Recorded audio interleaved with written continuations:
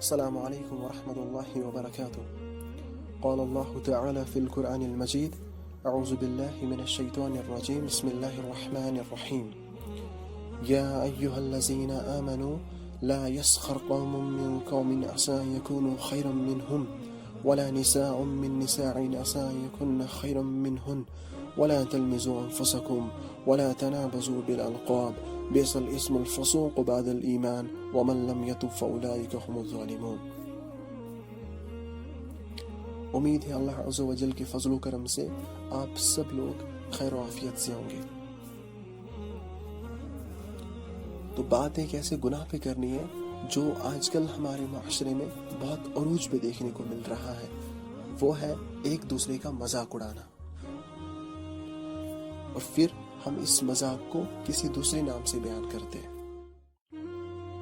تو جو بھی کام، جب بھی ہم کوئی کام کریں تو ہمیں ایک بار ضرور دیکھ لینا چاہیے کہ کہیں اس کام سے شریعت نے منع تو نہیں کیا، کہیں اس کام سے ہمارے نبی پاک صلی اللہ علیہ وسلم نے منع تو نہیں کیا، یا قرآن میں کہیں پہ اس چیز سے ہمیں منع تو نہیں کیا.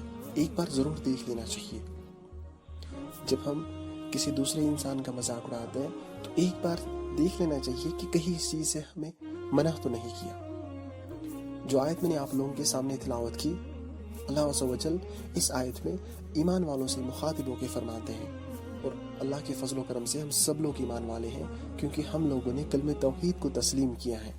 تو اللہ ہم سے مخاطب ہو کے فرماتے ہیں: اے ایمان والو، مرد دوسرے مردوں کا مذاق نہ اڑائیں.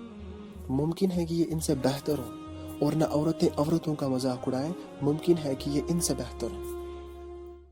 تو جب ہم کسی دوسرے انسان کا مذاق اڑاتے ہیں، کیا پتہ اللہ کے نظر میں جس بندے کا ہم مذاق اڑاتے ہیں اس کا رتبہ ہم سے بہتر ہو.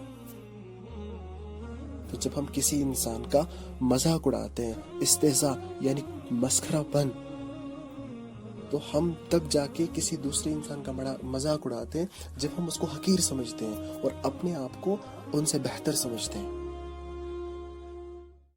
لیکن اللہ کے ہاں ایمان و عمل کے لحاظ سے کون بہتر ہے اور کون نہیں، اس کا علم صرف اللہ عز و جل کے پاس ہے.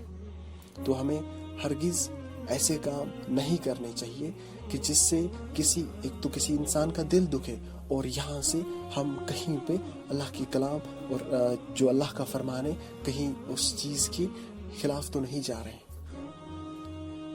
اب رہی بات اسلام میں مذاق کرنے کی یا دل جوئی کرنے کی.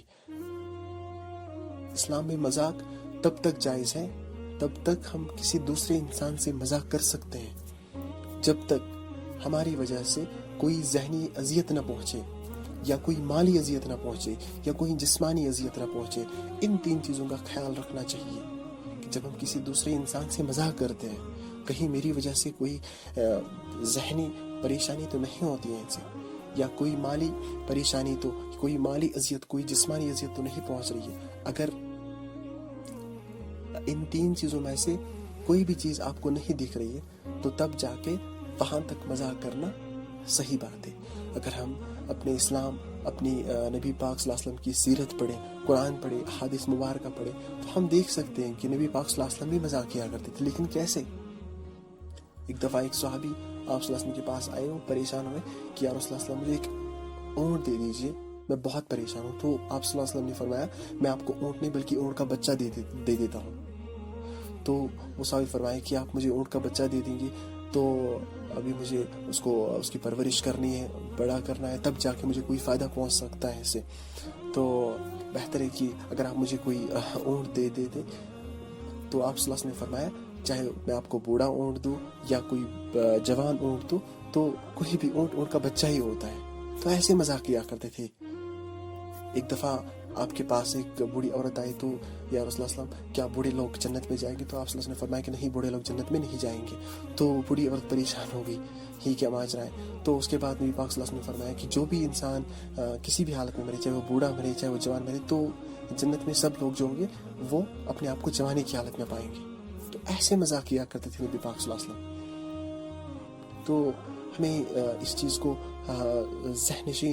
ذہن میں لینا چاہیے کہ جب بھی ہم کوئی کام کریں تو کہیں ہماری وجہ سے کسی دوسرے انسان کا دل تو نہیں دکھتا.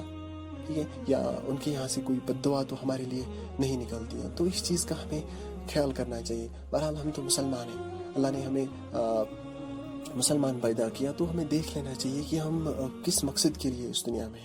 ہم اس لیے پیدا نہیں ہوئے ہیں کہ ہم ایک دوسرے کا مذاق اڑائیں. تو اللہ سے دعائیں کہ اللہ ہم سب کو ہدایت دے, اور ایسی ہدایت مطلب کہ ہم ادھر ادھر نہ بھٹکیں. تو اللہ تعالیٰ ہمارے گناہوں کو معاف کرے. آمین یا رب العالمین. السلام علیکم.